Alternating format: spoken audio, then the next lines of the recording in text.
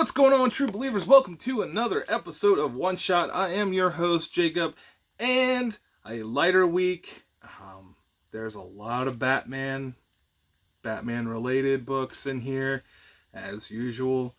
But you know what? There's some pretty good stories. I can't really complain too much, except for the first one we're going to talk about, which is Batman Urban Legends number 10. So if you don't know what the Batman Urban Legends are, there's usually like 3 mini stories in each of these that kind of continue through each of the books.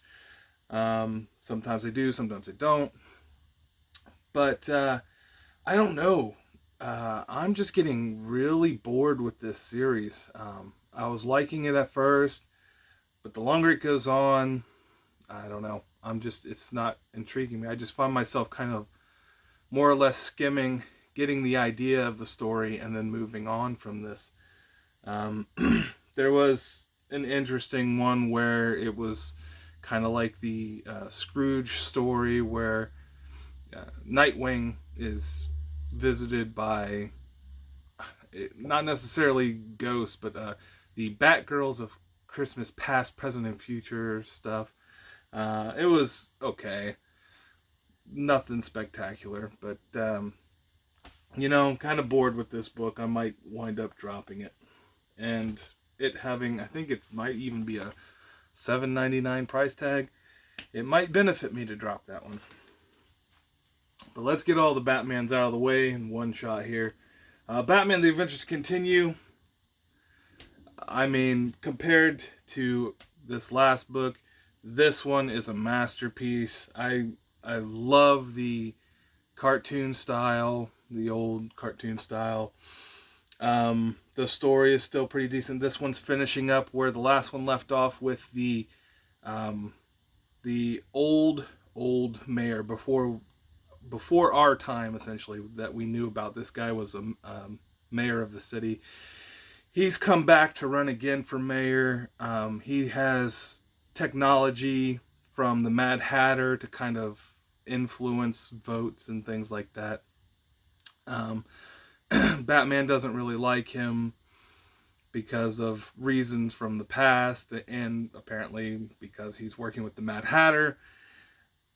But turns out nothing that they did really mattered because more people seem to like the other guy anyway, so this old mayor didn't get reelected.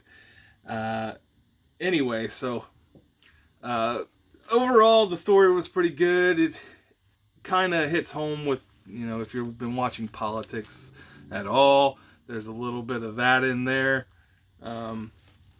But overall, series is great. I love the Adventures series. And Batman Imposter. I believe this is the last issue of that, judging by where it ended. Bruce Wayne is not exactly tip-top shape Batman that we know in this story. It seems like he's more or less starting out maybe like 3 years. I think it was down into his career as Batman. And a guy is killing criminals in Batman's name. Batman trying to find out who that is, being the world's greatest detective, but not in this book. He's not yet. He's not up to that level. But I thought this book was pretty good. This one more so than the previous ones were really good. Obviously, in the end, we find out who the imposter is. He stopped, yada, yada, yada. And Batman kind of continues on his career. It was an okay story. I wouldn't seek out the single issues. If you want to read this one, just wait for a trade to come out. But it was okay. The artwork was really good. But, just another massively put out there Batman story. And yet I keep buying them, right? But Batman related is the Joker, which more or less, the Joker is not really in this book. This title should have been called Commissioner Gordon or something. But, you know, it's still a really good read. This one is another one of those kind of, we're getting more backstory on the Commissioner's life and stuff. So, in this book, Barbara, previously Batgirl, is in a wheelchair due to the events of the Killing Joke. Commissioner Gordon's son, James Jr., has to come stay with him. We're starting to get a little more, getting a read on him and his kind of mental capabilities. He's not exactly, he's got a criminal mind, let's put it that way, and we kind of see it in this book, him kind of starting out. But this is more or less just a kind of like another one of those one-shot previous stories. It has nothing to do with really the main continuity as of yet. It might be alluding to something like that, but it's just a good read. The artwork is fantastic. I mean, the way they did colors and shadows in this book to show like emotions and things, it is phenomenal. But I mean, this is more or less a one-shot. If you miss this book, you're not missing anything in the main continuity of the story. But it's still a really good book. Newbern Issue 2. So this guy, we found out in the previous issue, is essentially working for all the mob families in the area. He's untouchable. He goes and investigates what has happened, and he's trying to figure out who is killing people in the city. Is it related to certain families and whatnot? And he's brought this woman on kind of as his partner. She's giving him a trial basis and talking to people about him. And everyone around that knows him says, if you want to live, you stay away from this guy because all of his partners seem to wind up dead. This story, written by Chip Zdarsky, gotta say his name at least once. The story writing is fantastic. I mean, this one's kind of a slow burn. We're just kind of like walking around the city, going to a newspaper, looking through photos, walking around, just finding out information. It's not super, super action based, but you know what? I actually really like that with this book.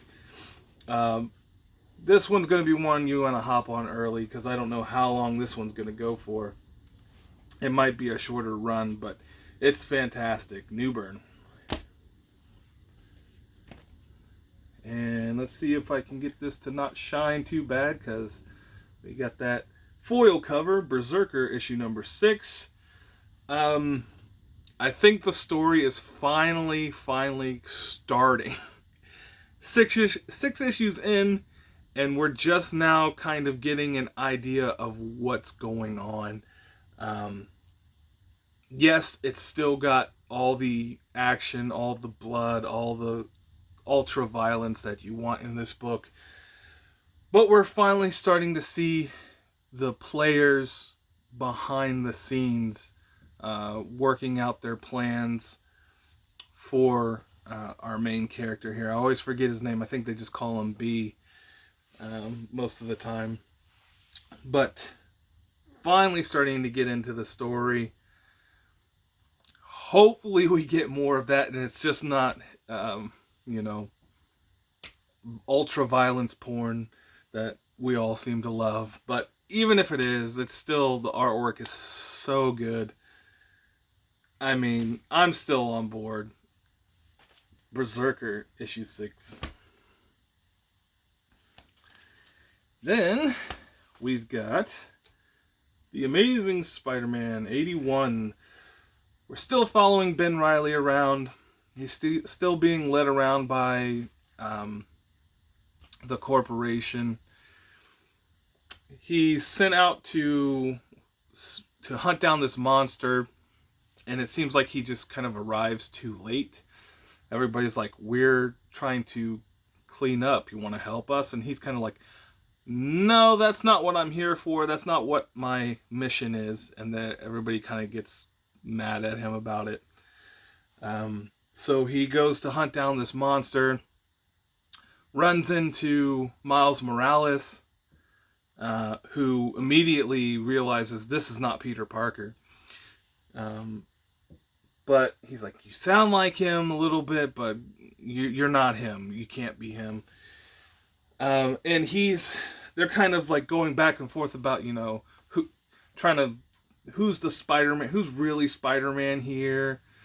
And each one kind of has a, what do they call that? Imposter syndrome or whatever it is. Each one not exactly being the Spider-Man, but wanting to be at the same time. But they kind of come to terms with they both really are still Spider-Man. But the corporation is mad at him because they wanted him to enforce their copyright, I guess, on the Spider-Man name. And he didn't really do that. He just kind of was like, you know what, he's Spider-Man too. Bye. But the book ends with him going to the office of the company owner, and some not so good things are about to happen to him. He might be, I guess, losing his sponsorship. We'll find out. But this story has been really good for me compared to the last run. Is amazing. Wastelanders Wolverine issue number 1. If you are familiar with the Old Man Logan storyline, if you've read through that, this picks up kind of right where that one left off. Wolverine is kind of walking around with one of the Hulk's kids, Bruce Banner's children, just trying to make it, and he gets attacked by some armored figure. We don't know who it is at first. He tries to open it up like he has many times, can't open it with his claws. Turns out the armor is made out of adamantium as well, and he cannot do that in the normal sense. But spoilers, we find out who's inside. It is the head of Dr. Bruce Banner. He has survived that attack at the end of Old Man Logan and is running around in power armor. He gets beaten in this book, and Wolverine buries his head in the dirt and is like, I'm going to plant a tree under here, and in like many years down the road, I'm going to come back and just sit under the tree, knowing that Bruce Banner's head's going to be under there, unable to die. Fantastic story. I really enjoyed this one. I have been listening to Wastelanders Hawkeye, the audio podcast, and I thought that was really good. That book is coming out soon-ish, but really enjoy the Wastelanders series. And last but not least, Hulk number 2. We're still following Bruce Banner through the, I don't know what kind of multi-dimensional thing he's traveling down.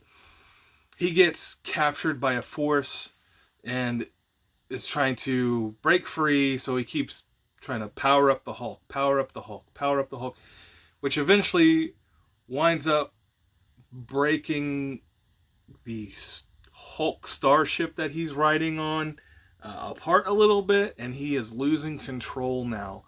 So that's kind of where this book ends. This book is going somewhere nuts, and I'm ready to follow it right into the dark. I don't know what Donny Cates is thinking, but man, that dude, he's got some completely different ideas, and I absolutely love it. I'll be following this series very closely, the Hulk. And something I picked up in the mail.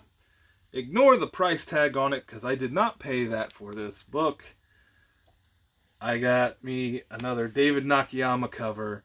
This one is the Mary Jane, as opposed to the Mary Jane Carnage cover that I already have. This is just plain Jane. Absolutely love this cover. This is from the Gwenom vs. Carnage, King in Black. But I am absolutely in love with David Nakayama's stuff when it's like this. And even his normal stuff is really, really good. But yeah, I did not pay $40 for this book, so don't worry about that.